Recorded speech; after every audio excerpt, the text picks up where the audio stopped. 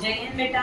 आज हम first chapter पढ़ेंगे 12th का sexual reproduction in flowering plants. Let's start the chapter. क्या नाम है चैप्टर का? Sexual reproduction in flowering plant.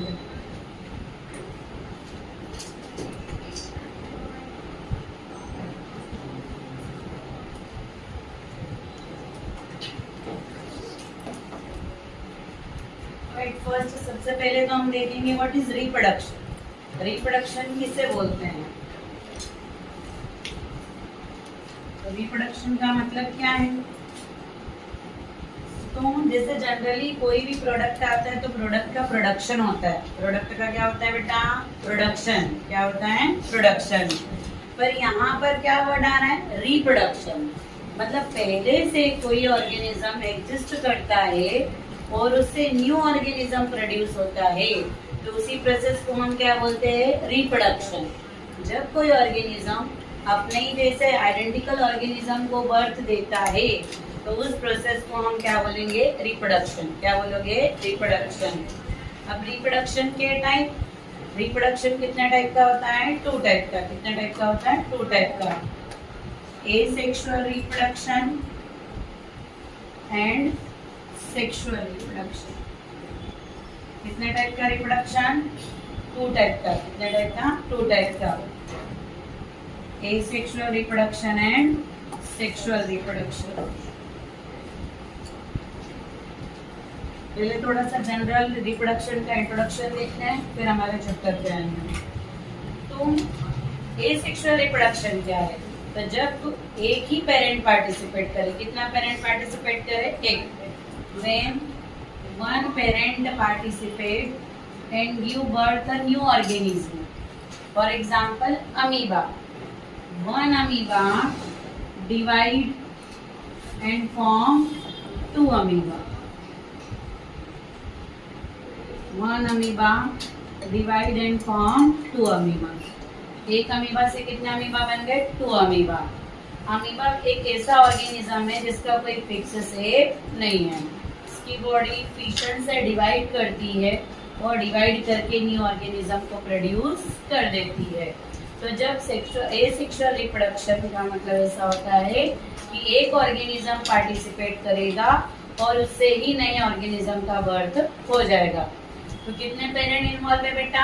1 parent. कितने पेरेंट इन्वॉल्व है? 1 पेरेंट। जिसे हम ऐसे भी लिख सकते हैं, इट इज एन यूनिपेरेंटल। जैसे होता है यूनिपेरेंटल। यूनि मतलब 1, पेरेंटल मतलब पेरेंट, कि एक पेरेंट पार्टिसिपेट कर रहा है और उससे ही न्यू ऑर्गेनिज्म बन जाता है। तो उस रिप्रोडक्शन को क्या बोलोगे आप? Asexual reproduction. क्या बोलोगे? Asexual reproduction. अब इसमें हम देखें कभी तो आप और सेक्सुअल रिप्रोडक्शन में कितने पेरेंट की रिक्वायरमेंट होती है बेटा? 2 पेरेंट। कितने पेरेंट चाहिए? 2 पेरेंट। तो इससे हम बोलेंगे बाई पेरेंटल। क्या बोलेंगे? By parental. क्योंकि इसमें कितने पेरेंट पार्टिसिपेट करते हैं? 2 पेरेंट पार्टिसिपेट करते हैं। 1 male and another is female. एक मेल होना और एक क्या होना? फीमेल। अब इसके बाद में ये तो पेरेंट्स की बात हो गई कि एसेक्सुअल में कितने पेरेंट की रिक्वायरमेंट है? 1। और सेक्सुअल में कितने पेरेंट चाहिए? 2 पेरेंट चाहिए।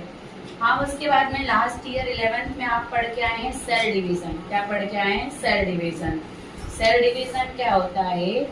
जब एक सेल से 2 या 4 सेल्स बनती है तो उसी को हम क्या बोलते हैं? Cell division. 2 और 4 बोला क्योंकि माइटोसिस टाइप का जो डिवीजन होता है उसमें 2 सेल बनती है और मियोसिस में सेल 2 बार डिवाइड करती है, तो टोटल कितनी सेल प्रोड्यूस होती है? 4। वो एक बार शॉर्ट में देख लेते हैं हम यहीं पर कि सेल डिवीजन आपने पढ़ा है, इसी की हमें रिप्रोडक्शन में भी जरूरत रहेगी, इसलिए यहीं पे शॉर्ट में देख रहे हैं कि सेल डिवीजन मतलब 1 सेल डिवाइडेड इनटू 2 और 4 सेल। तो सेल डिवीजन कितने टाइप का होता है? 2 टाइप का, माइटोसिस एंड मियोसिस। कितने टाइप का है बेटा? 2 टाइप का, माइटोसिस एंड मियोसिस। माइटोसिस में हम देखें एक और चीज, सेल के टाइप।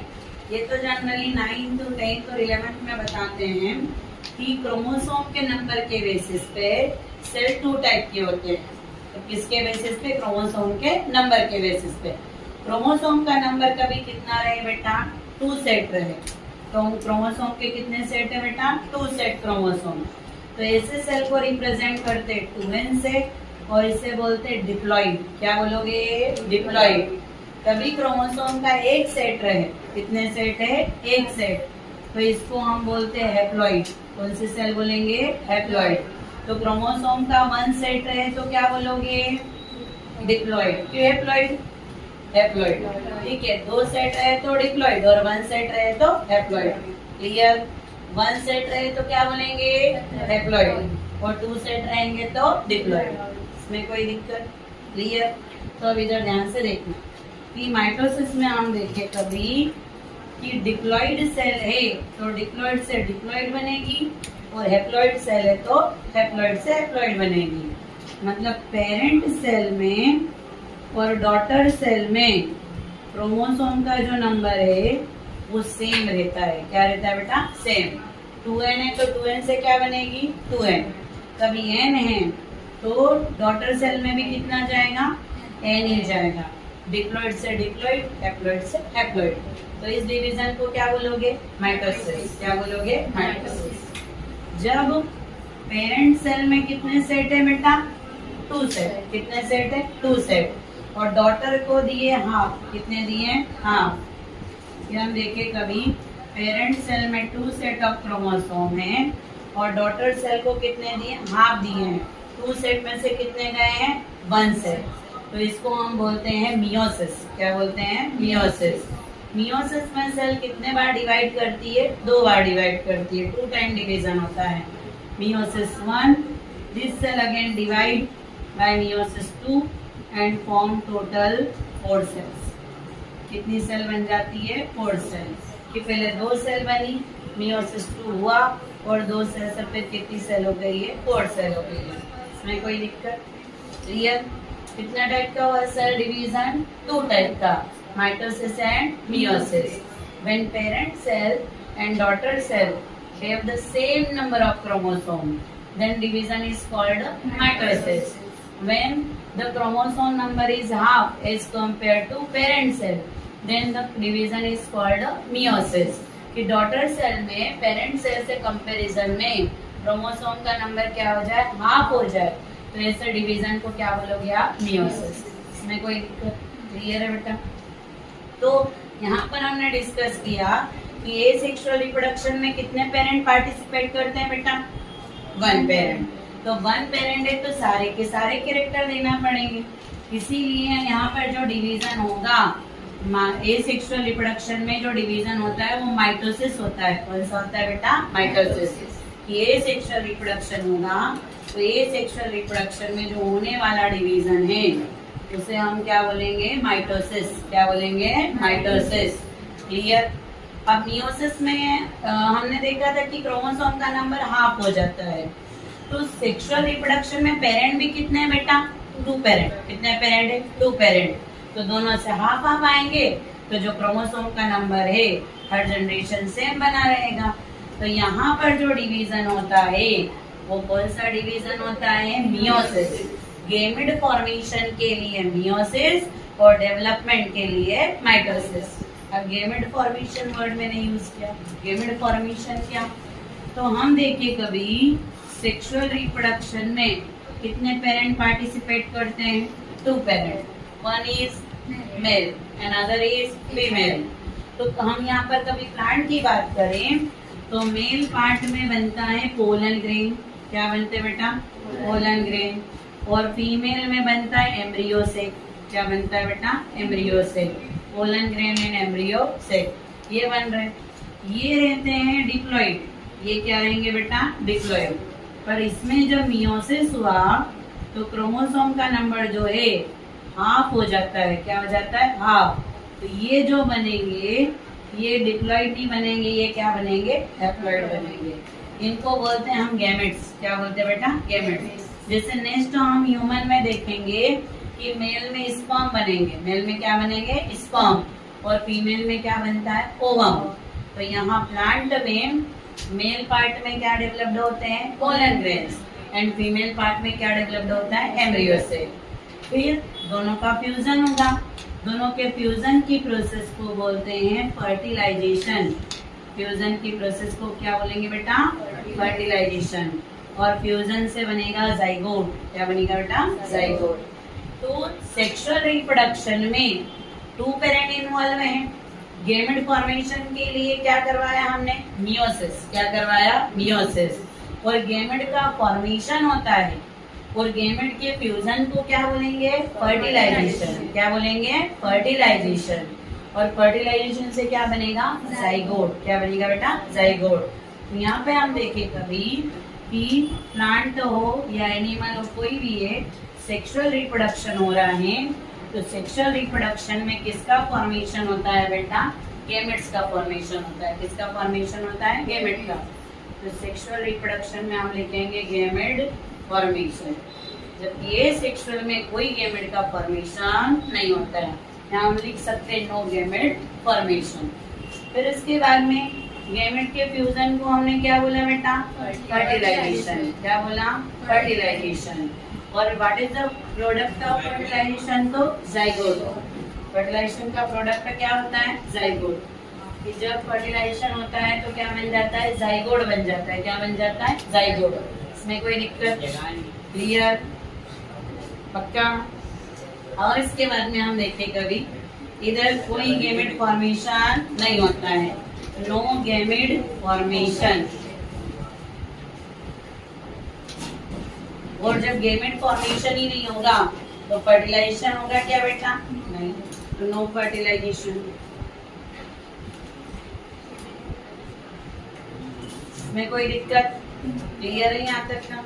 और इसके बाद में हम देखें नेक्स्ट, इसके बाद आता है कि जो एसेक्सुअल रिप्रोडक्शन होता है, इसमें क्लोन्स बनते हैं। क्या बनते हैं? क्लोन्स। अब क्लोन्स क्या होते हैं? तो एसेक्सुअल रिप्रोडक्शन में कितने पेरेंट पार्टिसिपेट कर रहे बेटा? 1 पेरेंट। तो सारे कैरेक्टर एक ही पेरेंट से आएंगे। तो जो ऑर्गेनिज्म बनते हैं वो जेनेटिकली एंड मॉर्फोलॉजिकली क्या होते हैं? सिमिलर होते हैं। क्या होते हैं? सिमिलर। ऑर्गेनिज्म जेनेटिकली और मॉर्फोलॉजिकली क्या रहेगा? सिमिलर। कि मॉर्फोलॉजी देखो या उसका जेनेटिक मेकअप देखो तो दोनों में सिमिलर देखने को मिलता है।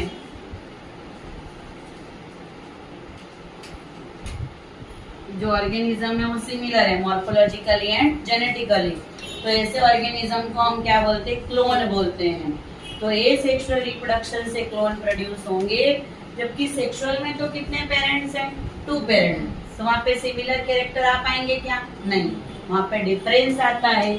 और उसी डिफरेंस को हम बायोलॉजी में क्या बोलते हैं? वेरिएशन। क्या आती है? वेरिएशन आती है। क्या आती है? वेरिएशन।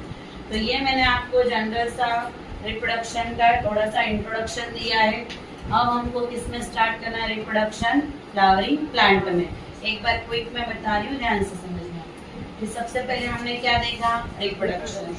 कि जब कोई भी ऑर्गेनिज्म अपने जैसे ऑर्गेनिज्म को प्रोड्यूस करता है तो इसको हम क्या बोलते हैं? Reproduction. It is of 2 type, one is asexual and other is sexual. जब एक ही पेरेंट इन्वॉल्व हो और उससे माइटोसिस डिवीजन से न्यू ऑर्गेनिज्म प्रोड्यूस हो तो उसको क्या बोलेंगे बेटा? Asexual reproduction. जब 2 पेरेंट्स इन्वॉल्व हो और गेमेट फॉर्मेशन के लिए कौन सा डिवीजन हुआ? मियोसिस। तो कौन सा रिप्रोडक्शन? सेक्सुअल। सेक्सुअल में गेमेट फॉर्मेशन हुआ, फर्टिलाइजेशन हुआ, जाइगोट फॉर्मेशन हुआ। एसेक्सुअल में जब गेमेट ही नहीं बने तो फर्टिलाइजेशन होगा क्या? नहीं। और उसके बाद में फर्टिलाइजेशन नहीं हुआ तो जाइगोट भी नहीं बनेगा। इधर एक ही पेरेंट है तो मॉर्फोलॉजिकली और जेनेटिकली ऑर्गेनिज्म क्या रहता है? सिमिलर। और उधर हम देखेंगे कि क्या आएगी? वेरिएशन आएगी। क्या आएगी बेटा? वेरिएशन। इस टॉपिक में कोई डाउट तो नहीं है? सबको क्लियर है बेटा? अब इसके बाद में हम देखते हैं रिप्रोडक्शन इन फ्लावरिंग प्लांट। तो प्लांट में हम देखें कभी जितने भी पार्ट्स हैं उनको हम 2 कैटेगरी में डिवाइड कर सकते हैं, vegetative part and reproductive part. कि प्लांट बॉडी में जो पार्ट्स या ऑर्गन्स होते हैं उनको हम 2 पार्ट में डिवाइड करते हैं, वेजिटेटिव एंड रिप्रोडक्टिव। कौन सा है? Vegetative and reproductive. इसमें कोई दिक्कत कि कितने पार्ट में डिवाइड किया? Vegetative and reproductive. अब इसमें देखिए कभी वेजिटेटिव पार्ट का मतलब part which are involve in growth, repair, maintenance.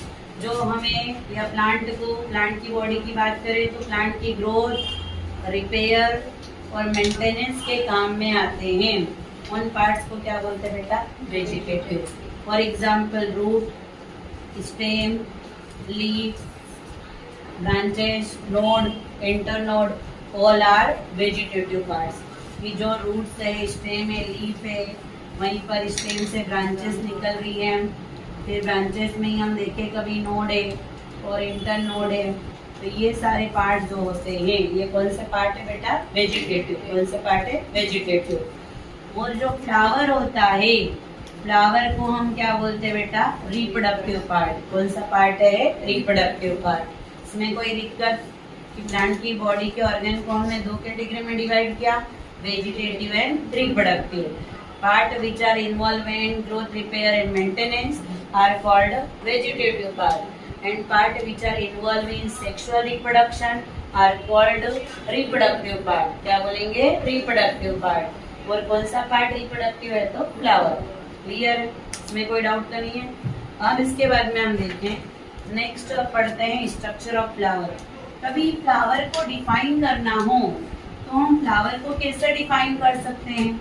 तो जैसे अभी हमने पढ़ा कि फ्लावर कैसा पार्ट है? रिप्रोडक्टिव पार्ट है। कैसा पार्ट है? रिप्रोडक्टिव। और ये फ्लावर किससे ओरिजिन हुआ है? स्टेम से। तो flower is a modified stem. Flower क्या है बेटा? Modified stem. जो फ्लावर है, फ्लावर को कभी हम डिफाइन करें तो व्हाट इज फ्लावर? तो it is modified shoot. Stem को ही क्या बोलते हैं? Shoot. Modified shoot. Then it is an reproductive part. Clear? इसमें कोई डाउट तो नहीं है कि जो पार्ट है कैसा है? तो मॉडिफाइड स्टेम है, मॉडिफाइड शूट है। और कैसा पार्ट है? तो रिप्रोडक्टिव पार्ट है। कैसा पार्ट है? रिप्रोडक्टिव। फिर उसके बाद में अब हम पढ़ते हैं स्ट्रक्चर ऑफ फ्लावर। क्या पढ़ेंगे? Structure of flower. तो सबसे पहले हम फ्लावर की बात करें तो फ्लावर का सबसे नीचे जो पार्ट होता है बेस, जिसके थ्रू स्टेम से कनेक्टेड है, इसको हम क्या बोलते हैं? पेडिसेल। क्या बोलते हैं बेटा? पेडिसेल। जब भी हम किसी को भी फ्लावर रिप्रेजेंट करना हो, जरूरी नहीं है कि किसी को देना हो, टीचर को भी दे सकते हैं। टीचर को भी आप फ्लावर रिप्रेजेंट करेंगे तो ऐसे थोड़ी को लो सर ले लीजिए, फ्लावर टीचर्स है एकदम तरीके से रिप्रेजेंट करते हैं। तो जिस पार्ट से हम फ्लावर को कैरी करते हैं उस पार्ट को हम बोलते हैं पेडिसेल। क्या बोलेंगे? पेडिसेल। उसके बाद में फ्लावर का वो पार्ट जहाँ पर जितने भी फ्लावर के अदर रोल्स होते हैं कनेक्टेड है, उसको बोलेंगे थैलेमस। क्या बोलेंगे? थैलेमस। और एक एक पार्ट का फिक्स रोल भी है। फॉर एग्जाम्पल पेडिसेल, तो it is connect flower to stem. Flower को किससे कनेक्ट करता है? स्टेम से कनेक्ट करता है। आफ्टर दैट थैलेमस, तो it hold all whorls of flower. कि फ्लावर के सभी रोल्स को, जितने भी उसमें अलग अलग साइकिल है, petal, sepal, anther, after that carpel, pistil, इन सबको होल्ड करने का काम कौन करता है? थैलेमस। किससे कनेक्टेड है? थैलेमस से। और फ्लावर को स्टेम से किसने जोड़ा? तो पेडिसेल ने। किसने जोड़ा? पेडिसेल ने। अब इसमें हम देखिए कभी सबसे फर्स्ट रोल की बात करें, वैसे तो ये ग्रीन कलर के होते हैं, तो ग्रीन कलर का होने से एक काम तो कर देंगे फोटोसिंथेसिस। क्या काम कर देंगे? फोटोसिंथेसिस। पर मेन रोल क्या है फोटोसिंथेसिस करने के लिए? तो लीफ भी है। तो क्या मेन रोल है इनका? तो इनका मेन रोल होता है कि ये फ्लावर को प्रोटेक्ट करते हैं। फ्लावर को क्या करते हैं? प्रोटेक्ट करते हैं। These are called sepal and group of sepal are called calyx. Sepals के ग्रुप को क्या बोलेंगे बेटा? कैलिक्स। कि ग्रीन कलर के हैं तो फोटोसिंथेसिस तो करते ही हैं, बट फ्लावर जब बर्ड फॉर्म में होता है तो बर्ड फॉर्म में उसको प्रोटेक्ट करने का काम भी कौन करते हैं? सेपल। सेपल के ग्रुप को क्या बोला बेटा? कैलिक्स। क्या बोलेंगे? कैलिक्स। क्लियर है? इसमें कोई डाउट तो नहीं है ना? अब इसके बाद में दिस इज फर्स्ट रोल, पहला चक्र है बेटा ये। फिर आता है सेकेंड रोल। सेकेंड रोल जो होता है जितना अट्रैक्टिव हो उतना अच्छा, क्योंकि ये जब हम आगे पढ़ेंगे पॉलिनेशन, तो पॉलिनेशन के लिए इंसेक्ट को अट्रैक्ट करता है। किसको अट्रैक्ट करता है? इंसेक्ट को अट्रैक्ट करता है। तो ये जो रोल है इसको हम बोलते हैं पेटल। क्या बोलते हैं बेटा? पेटल। और ग्रुप ऑफ पेटल्स को बोलते हैं करोला। क्या बोलेंगे बेटा? Corolla. This is second whorl. Petals colourful होना चाहिए, लार्ज होना चाहिए। नीट में भी ये क्वेश्चन आ चुका है कि large colourful petals are helping in, तो these are helping in attracting of insect and insect involve in pollination. Insect किस में हेल्प करते हैं बेटा? पॉलिनेशन में। और इंसेक्ट को अट्रैक्ट करने का काम कौन करता है? तो कौन करेगा? पेटल्स। और उसके लिए पेटल्स क्या होनी चाहिए? कलरफुल। क्या होनी चाहिए? कलरफुल। क्लियर? अब उसके बाद में आता है थर्ड रोल। जो थर्ड रोल होता है मेल रिप्रोडक्टिव पार्ट, जिसको हम बोलते हैं स्टेमन।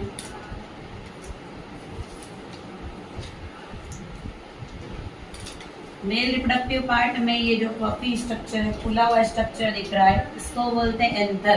क्या बोलेंगे बेटा? एंथर। और एंथर को नीचे थैलेमस से जोड़ने के लिए होता है filament.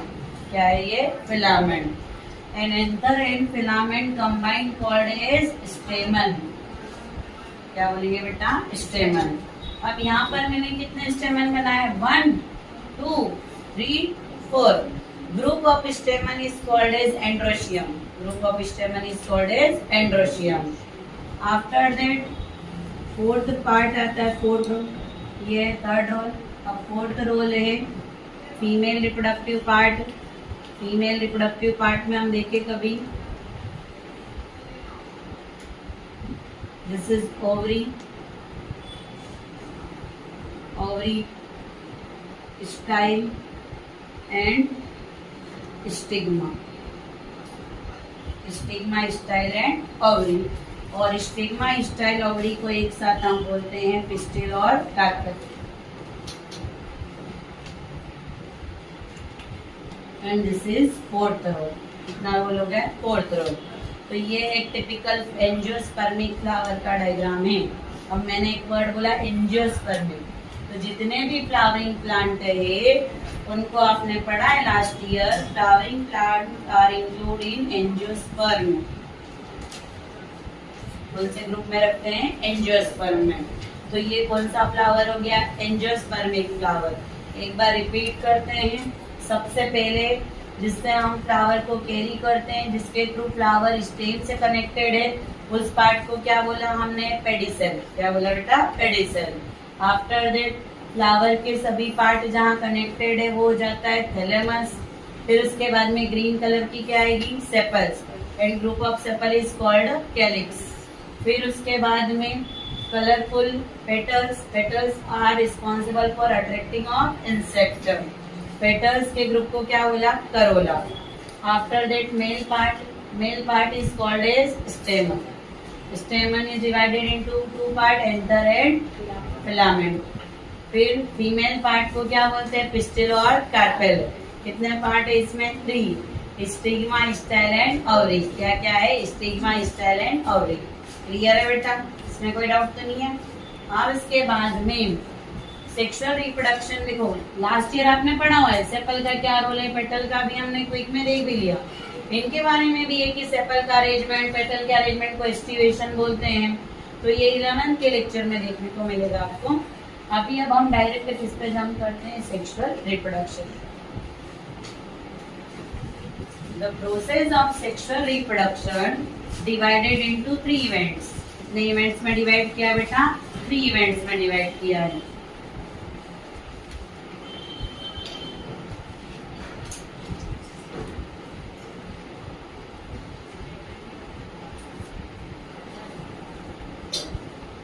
The main event of sexual reproduction is fertilization. Main event क्या होता है बेटा? फर्टिलाइजेशन। और फर्टिलाइजेशन के पहले जितने भी इवेंट होते हैं, जितनी भी अलग अलग फिनोमिना होती है, सबको बोल देते हैं प्री फर्टिलाइजेशन। फॉर एग्जाम्पल जैसे हमारी फैमिली में ही वेडिंग हो तो आजकल का ट्रेंड है कि वेडिंग के पहले लोग क्या करवाते हैं, प्री वेडिंग फोटोग्राफी। तो यहाँ भी फर्टिलाइजेशन के पहले क्या है, प्री फर्टिलाइजेशन। वेडिंग के बाद भी घूमने गए तो फोटोज क्लिक करेंगे तो वो हो जाते हैं पोस्ट वेडिंग शॉट। तो यहाँ भी फर्टिलाइजेशन के बाद की इवेंट्स को हम क्या बोलते हैं बेटा, पोस्ट फर्टिलाइजेशन। क्या बोलेंगे, पोस्ट फर्टिलाइजेशन। तो सेक्सुअल रिप्रोडक्शन को कितने इवेंट्स में डिवाइड कर सकते हैं, 3 इवेंट में, pre fertilization, fertilization and post fertilization. अब इसमें हम देखें कभी कभी तो आपको ऑब्जेक्टिव में ये भी आ जाता है कि इवेंट दे देंगे अलग अलग और उसमें आपको रिकॉग्नाइज करना है कि कौन सा प्री फर्टिलाइजेशन है और कौन सा पोस्ट फर्टिलाइजेशन है। और आप एंजियोस्पर्मिक फ्लावर की बात करें तो इनमें एक साथ 2 सेल फर्टिलाइज्ड होती है, आगे हम पढ़ेंगे। तो फर्टिलाइजेशन की बजाय इनमें क्या होता है बेटा, डबल फर्टिलाइजेशन। पर सिर्फ ये किस में होगा, एंजियोस्पर्म में। किसमें होगा बेटा, एंजियोस्पर्म में। एंजियोस्पर्म में कौन सा फर्टिलाइजेशन होता है, डबल फर्टिलाइजेशन। अब इसमें हम देखिए कभी एक एक इवेंट को अच्छे से पढ़ते हैं, पूरा पहले एक इंट्रोडक्शन देते हैं, फिर डिटेल में एक एक चीज पढ़ेंगे। प्री फर्टिलाइजेशन में जैसे मैंने आपको वेडिंग का एग्जांपल दिया कि भाई वेडिंग होती है तो वेडिंग के पहले के जितने भी इवेंट है उनको प्री वेडिंग बोला। इसके लिए भी सबसे पहले तो क्या होना, गर्ल और बॉय होना, और उसके बाद में वही फिक्स हो गई तो फिर बारात जाती है, फिर उसके बाद में पहचानने का काम होता है। तो यहाँ पर भी सेम फिनोमिना है, पूरा वही का वही है कि जैसे वहाँ पे गर्ल और बॉय की जरूरत है तो यहाँ पे किसकी जरूरत है, पोलन ग्रेन और एम्ब्रियो सेक की। किसकी रिक्वायरमेंट है, pollen grain and embryo sac. जो प्री फर्टिलाइजेशन है, प्री फर्टिलाइजेशन में भी हम देखें कभी तो कितने इवेंट है बेटा, 4 इवेंट। कितने इवेंट है, 4। जैसे उधर हमने वेडिंग से कंपेयर किया कि गर्ल और बॉय चाहिए, तो यहाँ पे बॉय मतलब पोलन ग्रेन, क्या बनाना पड़ेगा आपको, पहले पोलन ग्रेन। फिर उसके बाद में गर्ल मतलब तो हमको यहाँ बनाना पड़ेगा एम्ब्रियो सेक। क्या बनाना रहेगा, एम्ब्रियो सेक। फिर उसके बाद में दोनों रेडी तो बारात जाएगी। तो यहाँ हमारी बारात जाने की प्रोसेस को हम क्या बोलते हैं, पॉलिनेशन। क्या बोलते हैं, पॉलिनेशन। और उसके बाद में मिलने जुलने का काम है तो पोलन पिस्टिल इंटरेक्शन। तो these are the events of pre fertilization. कि प्री फर्टिलाइजेशन के जो इवेंट्स है इसको हम कितने पार्ट में डिवाइड कर सकते हैं बेटा, 4 पार्ट में। अब आपको ऑब्जेक्टिव में भी पूछे कि कौन सा इवेंट प्री फर्टिलाइजेशन है तो हमने देख ही लिया। हाँ, एक चीज आप ये भी इंक्लूड कर सकते हैं कि मान लो ऑब्जेक्टिव में फ्लावरिंग ही आ जाए तो flowering is also an pre fertilization event. सबसे पहले तो हमें क्या चाहिए बेटा, फ्लावर चाहिए। क्या चाहिए, फ्लावर। फ्लावर रहेगा तो ही क्या होगा बेटा, सेक्सुअल रिप्रोडक्शन। तो सबसे पहला इवेंट तो फ्लावरिंग हो जाएगा। क्या हो जाएगा, फ्लावरिंग। तो flowering is also pre fertilization event. Flower बना तो फ्लावर में क्या बनेंगे, पोलन ग्रेन। फिर उसके बाद में फ्लावर बाइसेक्सुअल है तो एक और क्या चीज डेवलप होगी, एम्ब्रियो से। फिर उसके बाद में अब पोलन ग्रेन का ट्रांसफर होगा तो पोलन ग्रेन के ट्रांसफर को क्या बोला, पॉलिनेशन। अब सही स्पीसीज का पोलन ग्रेन आया या नहीं तो उसके लिए क्या करेंगे, पोलन पिस्टल। अब पोलन ग्रेन पहुंच गया, पोलन ट्यूब भी बनाएगा आगे, तो फिर क्या होगा बेटा, फर्टिलाइजेशन। क्या होगा, फर्टिलाइजेशन। इसको भी हम डिटेल में देखेंगे। फिर पोस्ट फर्टिलाइजेशन। अब फर्टिलाइजेशन हो गया तो फर्टिलाइजेशन के प्रोडक्ट से क्या बनता है बेटा, जाइगोट। और इसी जाइगोट से पोस्ट फर्टिलाइजेशन में बनेगा एम्ब्रियो। क्या बनेगा, डबल फर्टिलाइजेशन में हम देखेंगे कि बनता है पेन। क्या बनता है, पेन। इससे आगे बनता है एंडोस्पर्म। क्या बनता है बेटा, एंडोस्पर्म। फिर पोस्ट फर्टिलाइजेशन में डेवलप होगा सीड का और फ्रूट का। तो ये इवेंट पोस्ट फर्टिलाइजेशन। तो मैंने ये आपको थोड़ा क्विक में फास्ट बताया है क्योंकि एक एक इवेंट को हम पूरा डिटेल में भी पढ़ेंगे। तो ये क्लियर है। ऑब्जेक्टिव के लिए आपको कभी आता है या आपकी कॉम्पिटिटिव एग्जाम में भी आता है तो आप पहचान सकते हैं कि कौन सा इवेंट प्री फर्टिलाइजेशन है, कौन सा इवेंट पोस्ट फर्टिलाइजेशन है। Pollen grain formation, embryo sac formation, pollination, pollen pistil interaction, these are the pre fertilization event. फिर उसके बाद में endosperm formation, embryo development, seed formation, fruit formation is called post fertilization. क्या बोलेंगे इनको, post fertilisation. इसमें कोई दिक्कत